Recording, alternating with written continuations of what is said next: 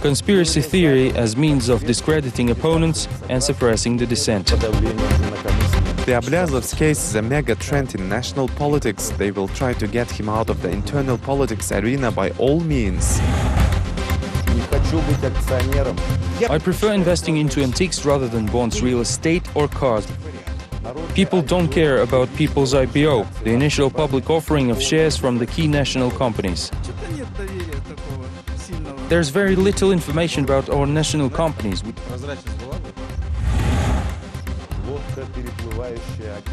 Because of Kunaev, we went to protest at the square in 1986 and we are still honoring him.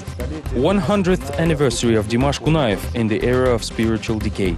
We couldn't even promote the ITs. Kazakhstan TV returned our money saying that ministry didn't approve the text of the ad.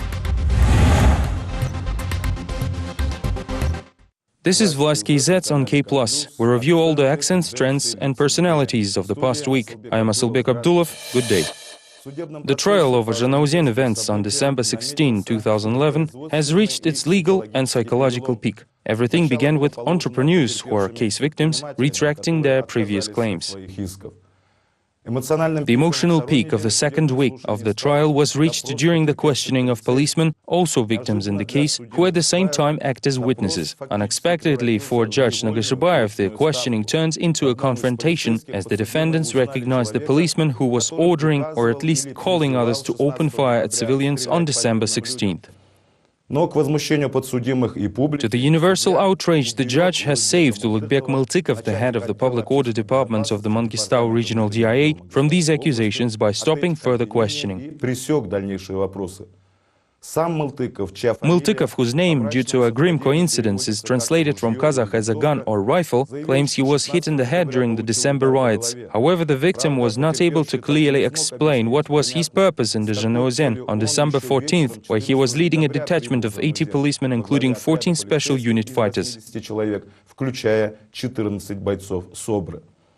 The culmination of the trial's second week was the confession of Zhanaozen police inspector Tuligen Shigirbayev. He withdrew his claim, saying he wanted to repent and apologize to everyone. The inspector is sorry not only because of the filed suit, but because he fired 4 warning shots instead of authorized 2. Shigirbayev says he was firing into the air, but the defendants retorted that he cannot prove that now.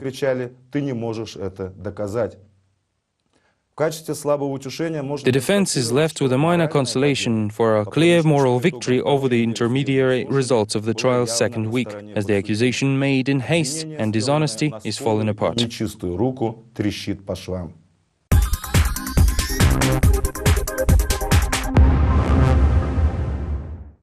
Every time Anshibai Bismagambetov watches news, he hopes to see some footage from Aktau and at least catch a glimpse of his son, Zharas, who is accused of organizing mass riots in Zhanaozen. Bismagambetov is disabled and cannot attend the trial, thus he watches news with his 3 grandchildren. They have not seen their accused father for already 4 months. Bismagambetov says that he is disgusted when he sees the faces of MPs and public activists who talk about the fair and transparent trial.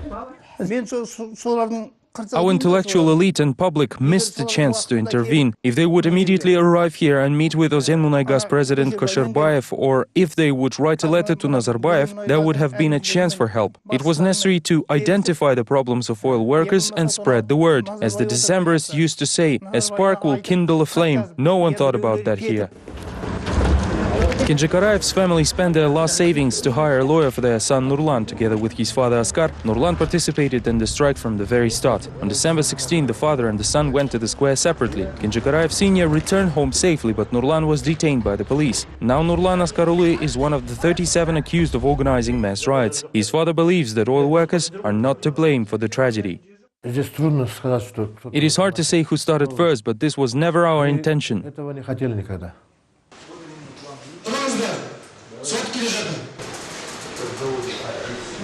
The accusations against Jaraz Bismagambetov, Nurlan Askaruli and many others are mainly based on the testimonies of another defendant, Tanatar Kaliyev. He is also an oil field worker and participated in the strike. Kaliyev is the only one of 37 defendants who not only confessed, but also, according to the indictment, exposed his fellow strikers. As an important witness, Kaliyev is under the protection of the Criminal Procedure Code, which for a while made him seated, not with the rest of the accused, but next to the prosecutors. This caused numerous protests from the defense.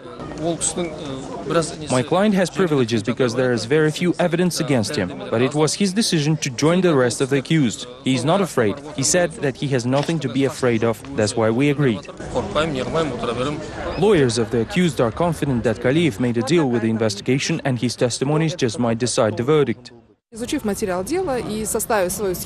After examining case materials and compiling the defense plan, we included him in the list of the accused, which means that the charges against our clients are based on his testimonies. This is very important since we have not seen other evidence so far. The interrogation of policemen showed that the prosecution has very little evidence. Abat Adilov, deputy head of Zhanaozen DIA, was the first to take the stand. On December 16th, he was on the town square and sustained a heavy injury in the course of the unrests. However, Adilov stated that he could not recognize any of the individuals on the dock. The defense attempted to ask the witness for any useful information, but the inconvenient questions, such as whether policemen knew and prepared for the riot in advance or who was in charge of the operation, were all met with the same answer.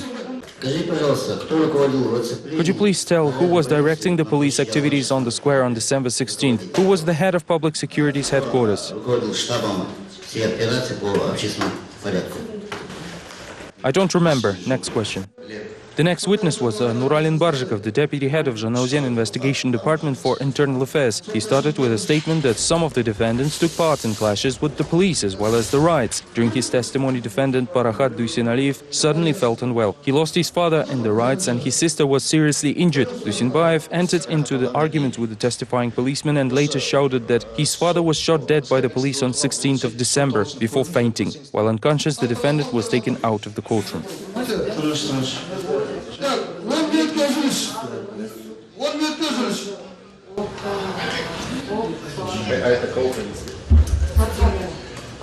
Similar cuts in the video stream in the press center is common. The trick is used as soon as something emotional occurs in the courtroom. Another commonly used technique is to show police witnesses from the back so that no one can identify the speaker. Attorneys and defendants filed numerous appeals to let the media enter the room. However, the judge remains adamant and the prosecution office supports his stance. The awareness of the fact that one will be shown on TV or appear in radio broadcasts places some pressure on trial participants and prevents them from giving complete and objective information.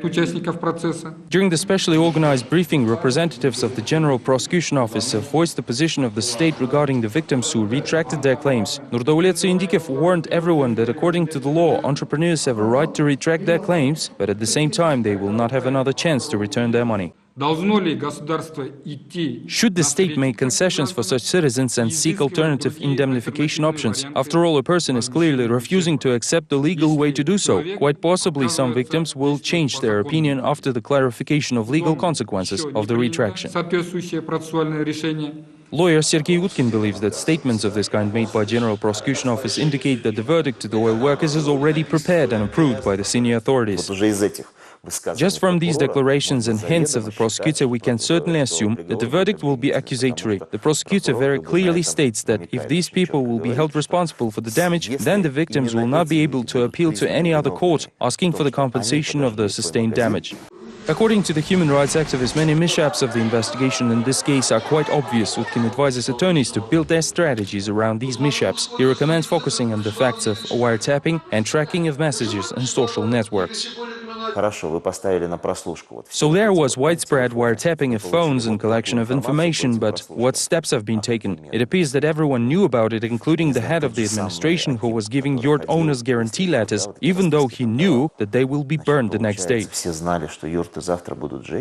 Independent observers are more concerned with the issue of anonymity of police witnesses. Representative of the Zhanaozen 2011 Commission Yerlan Kaliyev was attending the hearings from the very first day. He knows that rejection of the judge to reveal policemen's names is inappropriate and can lead to a situation when participants of December events could have later led the investigation and now anonymously confirm their own arguments through testimonies at their trial. The first trial is to reveal the organizers of mass riots, the second one will see the sentencing of said organizers, and the third trial will be the culmination. It will be about the people who were supposedly behind the recently conspired terrorist attack. 2 weeks have passed since the start of the trial, the questioning of the victims has ended, and now the floor will be given to the witnesses of the tragedy. The trial in a way resembles Janauzen, as all the statements about the openness and fairness of the trial, the new and colorful billboards describing social and economic revival, are still hiding the ugly truth.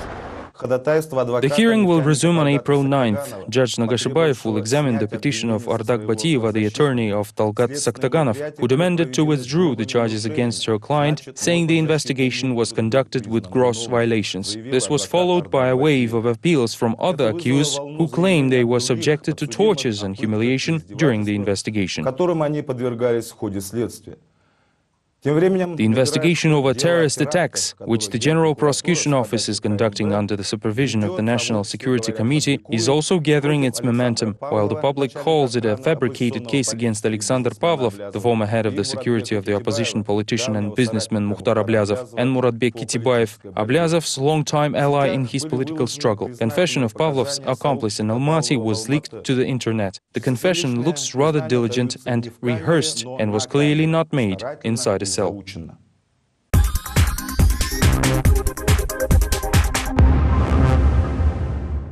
The accusations against politician Mukhtar Ablazov in orchestrating terrorist acts supposedly prevented in Almaty recently have now become a part of the full-scale information warfare. One of the local state-owned TV channels showed a video of an interrogation of one of the alleged accomplices who, after the confession to the National Security Committee, is no longer a suspect but a witness in the case.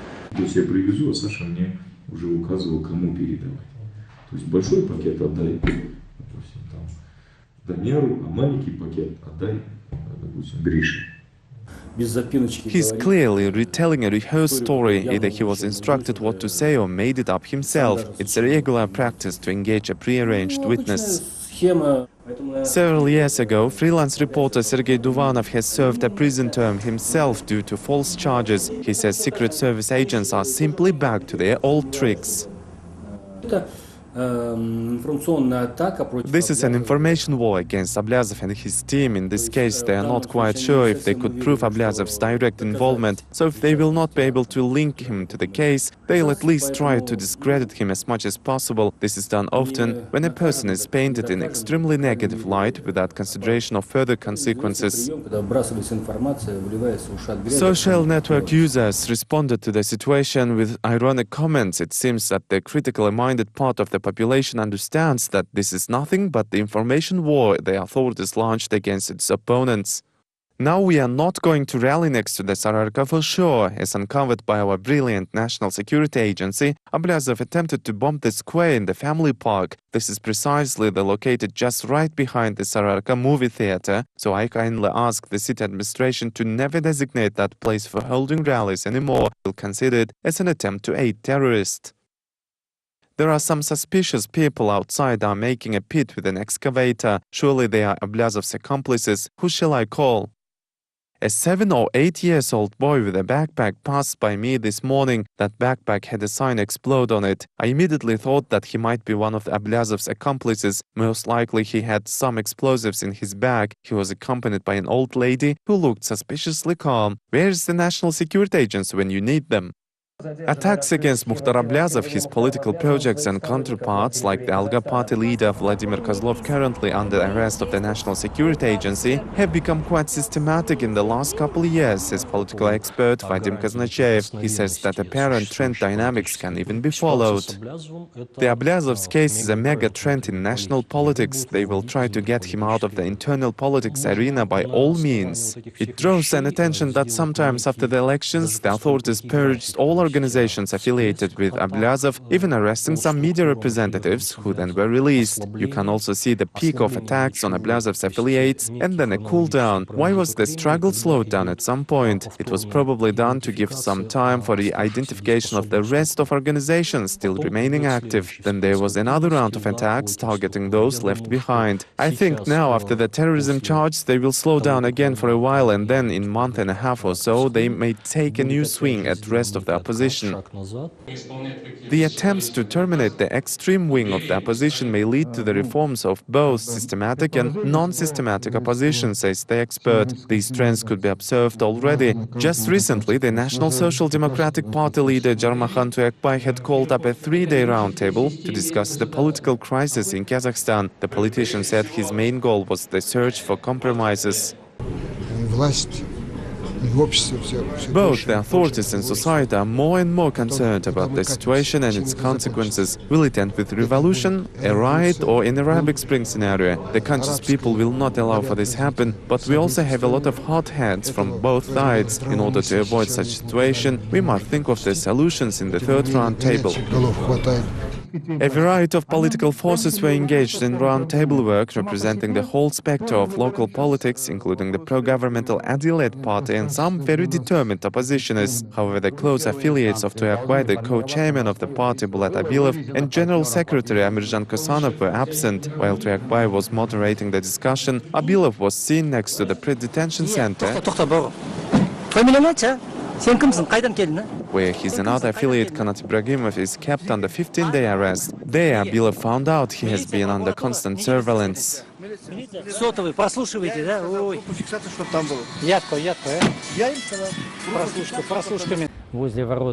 I was next to the gates of the pre-detention center and all of a sudden saw how the police and prosecutor's office people were videotaping us. Obviously, this is an outrageous interference in private life of a citizen. We'll study the episode and submit an appeal to the prosecution office, and let's hope they will not say that it was just a regular check and a coincidence that they bumped into us. The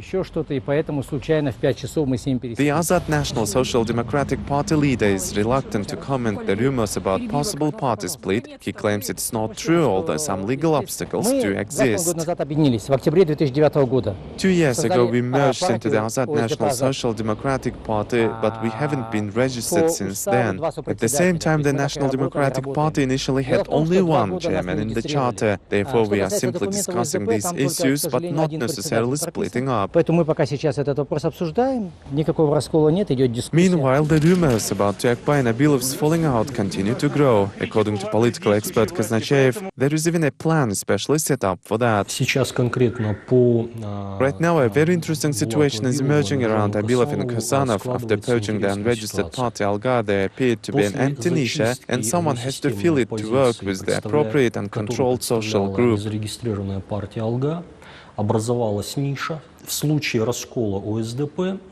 In case of the party split, I believe Abilov and Kosanov may focus on this non-systematic street segment. Tuyakbay and his team are given a role of a constructive opposition in the implementation of such scenario, which was quite obvious during the roundtable. The latest attempts of the Social Democratic Party to talk about the Kurultai, a countrywide convention, which will raise issue of the possible guarantees of the existing political elite security, are the attempts to reach at least some sort of consensus. Genozen had certainly complicated the relations between the elite groups, and it's indeed difficult to predict the dynamics of the process at the moment.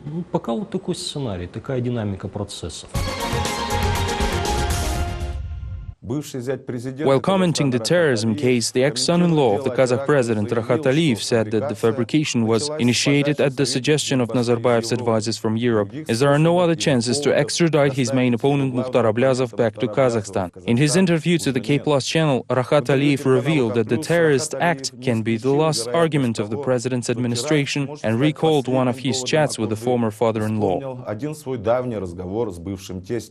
Его бронированной машине, когда она будет уже без него.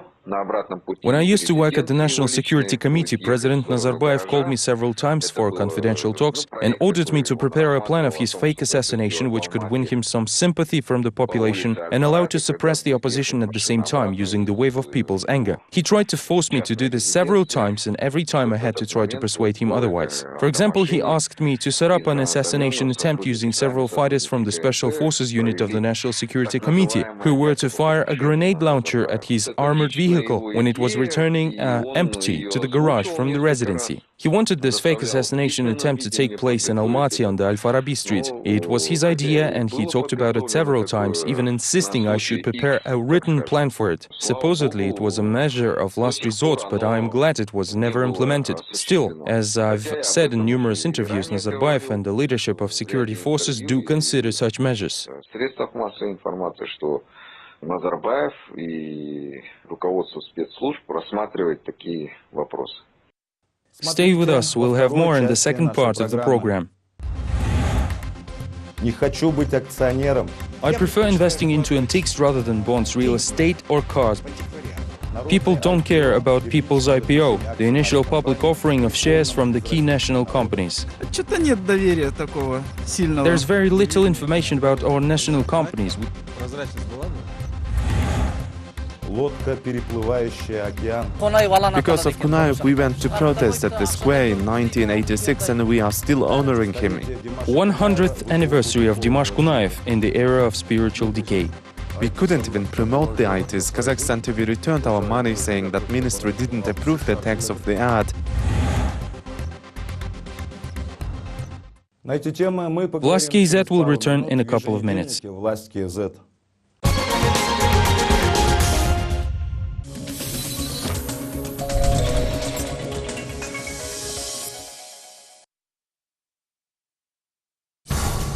Главные события в Казахстане.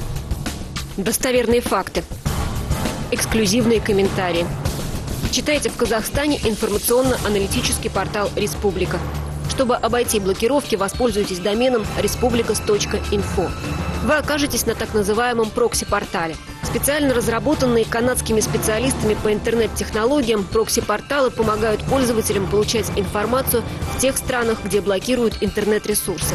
В Китае, Иране, в Казахстане. Вы принимаете условия использования системы и попадаете на страницу информационно-аналитического портала «Республика». Материалы интернет-портала также доступны пользователям всемирной сети Facebook. facebook.com/respublica.kaz. Если вы хотите поделиться информацией, вам есть что рассказать, звоните в редакцию «Республики». Наши телефоны в Казахстане +7 727 273 92 95, в Москве +7 495 621 87 03. Новости Казахстана на казахском языке смотрите в 21:00 и далее каждый нечетный час.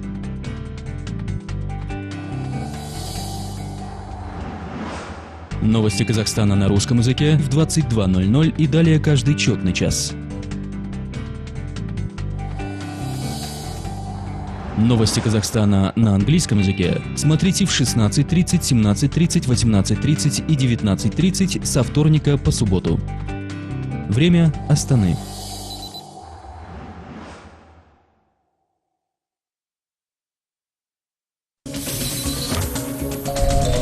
Изготовление и размещение рекламы на канале KplusTV.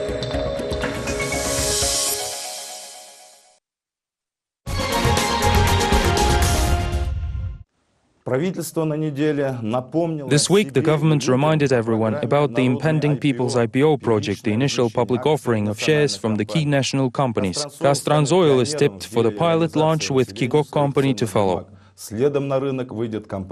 General public, though, has reservations about this new capitalism project. Past experience shows that gambling with the state is never a good idea.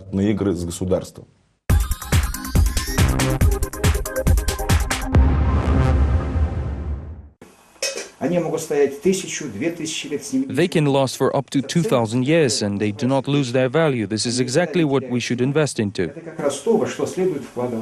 This vase is 200 years old. Nikolai Dudkin saw similar vases only in St. Petersburg Hermitage Museum. Karaganda native Dudkin invests money into antiques for quite some time now, believing this is to be the best investment ever. Nikolai doesn't like the idea of the People's IPO, which will be launched in Kazakhstan this year. Supposedly, the IPO will allow citizens of Kazakhstan to purchase shares into major international companies. Я предпочитаю вкладывать I prefer investing деньги. into antiques rather than bonds, real estate or cars because I believe in eternal values. Antiques are these eternal values. They are of interest now and they'll be of even more interest in 100 years, and that interest will only keep on growing. Еще больше интерес будет представлять через 100 лет. The fact that the majority of the population is not interested in IPO, just like Nikolai Dudkin, was revealed only recently. At the same time, everything seemed promising a year ago in February of 2011. The president himself declared the necessity of the national capitalism. The idea was immediately picked up by the ministers and their deputies. This was soon followed with a project to gradually introduce bonds of several Kazakh companies on the local stock exchange before 2015.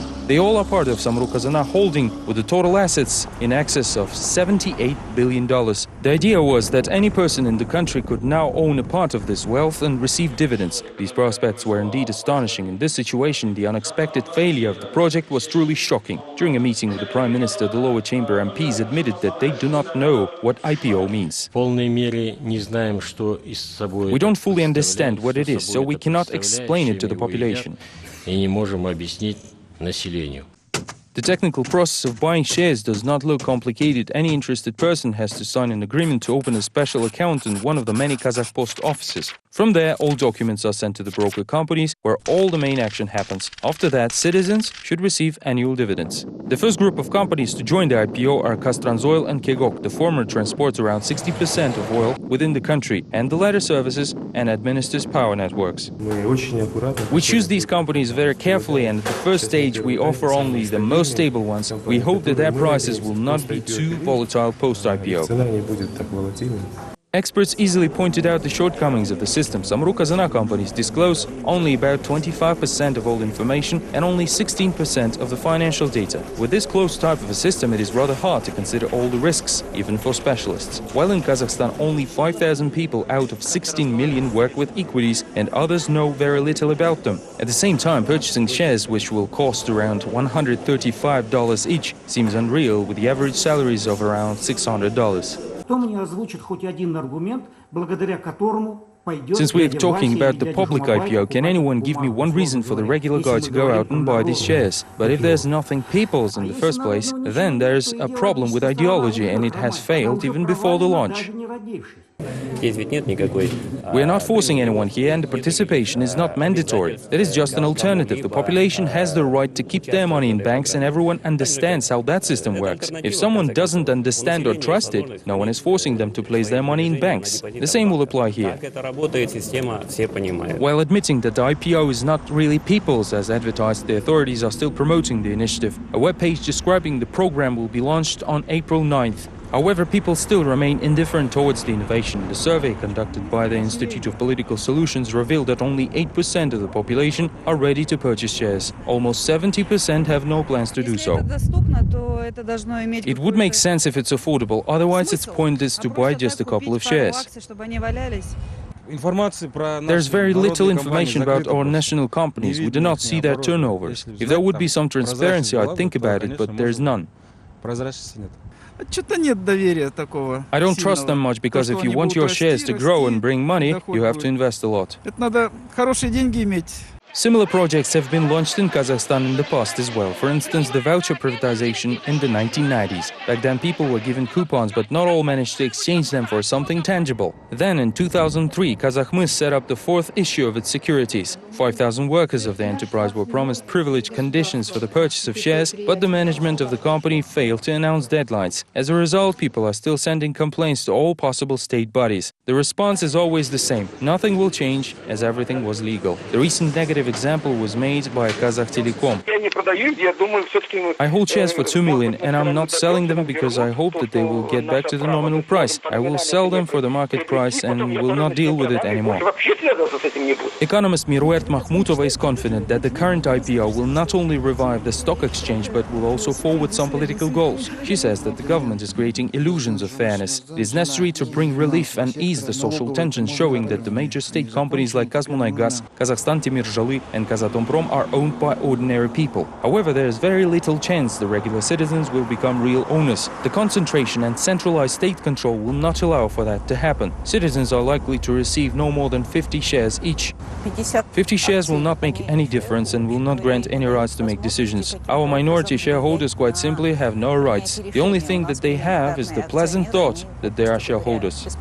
By the end of the summer, the government promises to hold a full-scale awareness campaign and explain the IPO idea to the population. How much it will cost, where it can be obtained and what to expect from it in the future. The authorities still hope that around 160,000 citizens of the country will purchase the shares. Nikolai Dudkin has his own hopes, but they are in no way linked to the Kazakh Stock Exchange. After all, not a single share of any company in the world have lasted for 200 years. There is an old saying that the greatest among us are born either for happiness or misfortune of their people. Dimash Kunayev was born to make his people happy. He is infinitely dear to each and every one of us. His pure name will forever remain in the minds of grateful future generations. These were the words spoken by writer Ilyas Isimberdin more than 30 years ago. Were his words prophetic after all? Why Dimash Kunayev is still so dear to many people? And finally, why the president's administration never bothers to remember him? Find out the answers in our last story for today.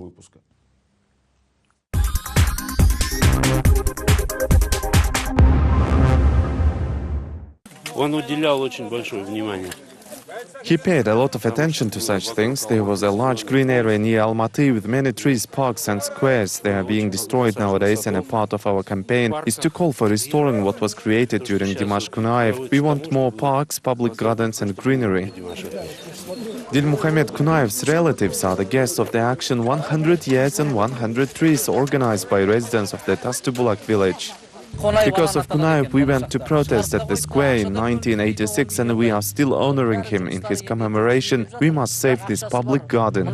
It's far from coincidence that this public campaign is held in this particular place. For many years, local residents are actively protecting greenery and protesting as the lands here are reallocated for construction, while a unique park was turned into a dump. Serik Kazakbayev is a member of the initiative group, and he does not understand why the authorities are giving the territory of the historical grave mounds for construction projects. For 3 years, local residents are struggling against the sale of local lands, but still cannot stop the construction.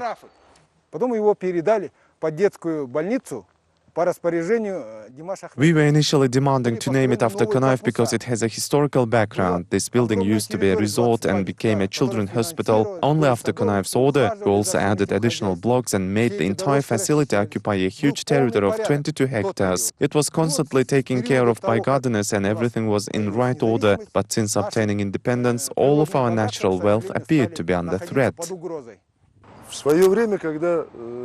I remember that they were a bath and a laundry in the place of Arasan. Kunayev's nephew, poet Bakhtiar Albani, completely agrees with Tastubulak residents. He believes Almaty is losing its old beauty day by day, and that's being done by the authorities intentionally. Kazakhstan's president doesn't really want any other city to compete with Astana, similarly to Kemal Atatürk, who created a new capital in Turkey, or Peter the Great in Russia. Nazarbayev is led by such ambitions to become a creator of a new city, which is totally fine, but it doesn't necessarily mean you have to destroy things created before you.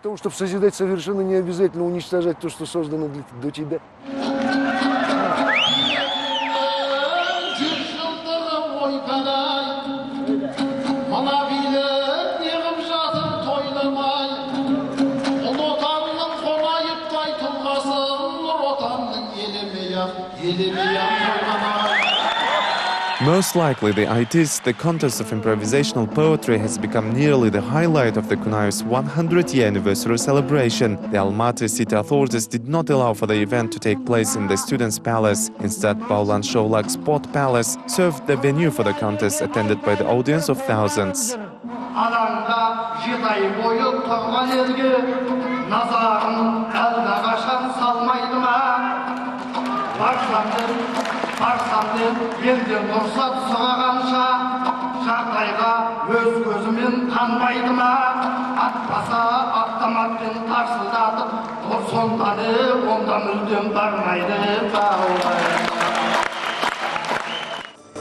Senior officials from the capital did not attend the poetry contest. They, however, preferred to attend a similar event organized in honor of the 20th anniversary of Kazakhstan's independence.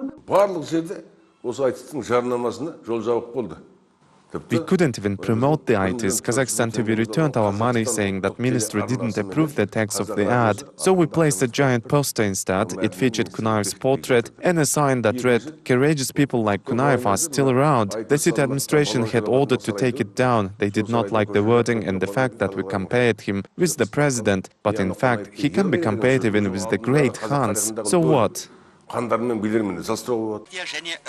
Jursen Yerman considers still Muhammad Kunaev a global-scale statesman. He says it's impossible to fully describe the extent at which he helped Kazakhstan to develop. Kunaev was friend with the USSR leader Brezhnev, and because of that was able to get funds for the country's development and even build cities. Most importantly, Kunaev was able to return Kazakh lands given away to Uzbekistan by Khrushchev. This is the very land returned to Kazakhstan by Kunaev, the Arnasay village in southern Kazakhstan. In 2001, however, the road leading to the village was given to Uzbekistan as part of the Kazakh-Uzbek state border delimitation agreement. It then forced about 70 families to leave their houses and move.